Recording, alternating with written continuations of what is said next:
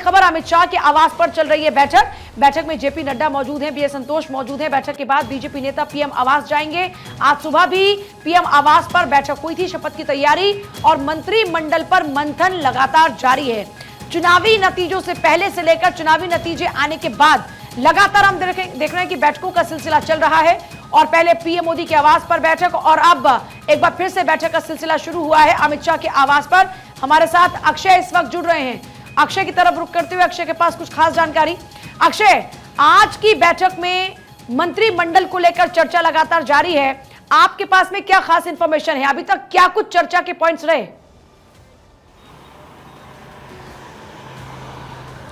देखिए पूजा, बैठक खत्म हो चुकी है और अमित शाह के घर पर लगभग ये 4 घंटे बैठक चली। बैठक में तमाम मुद्दों पर जिक्र किया गया, जिसमें कि अपने मंत्रिमंडल सहयोगियों को किस तरह से साधना है, खास करके एनडीए अलायंस जो है उसको किस तरह से सीटें देनी है, किस तरह से कैबिनेट में बर्थ देना है, उस पर चर्चा की गई। ये माना जा रहा है कि लगभग चर्चा पूरी हो चुकी है। पहले प्रधानमंत्री नरेंद्र मोदी के साथ अमित शाह और जेपी नड्डा की मुलाकात हुई थी और उसके बाद अमित शाह के निवास पर जेपी नड्डा की बैठक हुई। साफ तौर पर है कि किस तरह से मंत्रिमंडल में अपने सहयोगियों को रखना है, उनको सजाना है, उसको संवारना है और किस तरह से बीजेपी अपना जो कैबिनेट बर्थ है वो कितना रखने जा रही है, उस पर चर्चा की गई है।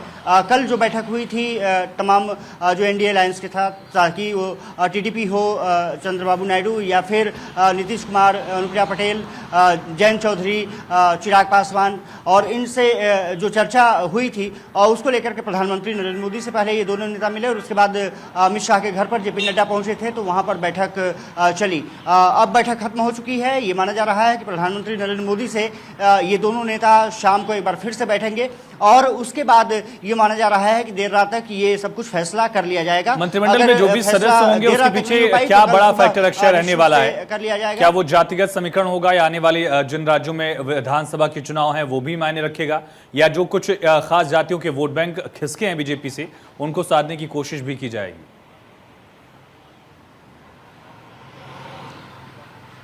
और देखिए, बीजेपी की सबसे बड़ी बात ये रही है कि वो राज्यवार साधती है, उसके बाद जातिगत समीकरण को भी साधती है और बीजेपी के साथ साथ क्योंकि एनडीए अलायंस है तो वहाँ भी कुछ साधने की कोशिश अगर होगी, खास करके जाट समुदाय को, जयंत चौधरी किस तरह से उसको आगे बढ़ा सकते हैं। इसके अलावा ये राजस्थान से भी खबर आ रही है कि वहाँ के एक जाट नेता को भी मंत्रिमंडल में शामिल किया जा सकता है। उत्तर प्रदेश की बात करें तो जितिन प्रसाद कैबिनेट मंत्री उत्तर प्रदेश सरकार में रहे, पीडब्ल्यूडी मंत्री, उनको भी यहाँ पर शामिल किया जा सकता है, ब्राह्मण चेहरे हैं। इसके अनूप वाल्मीकि, राजस्व भूमि उनके पास है उत्तर प्रदेश सरकार में, इस बार सांसद हाथरस से वो जीत करके आए हैं, उनका भी नाम चल रहा है। अशोक रावत का भी नाम चल रहा है कि वो उनको जिम्मेदारी दी जा सकती है, क्योंकि उत्तर प्रदेश में बीजेपी कई सीटें हारी हैं, कई मंत्री हारे हैं। राजनाथ सिंह को भी एक बार देखिए ऐसे में बैठकों का दौर जारी है, रणनीति बनाई जा रही है।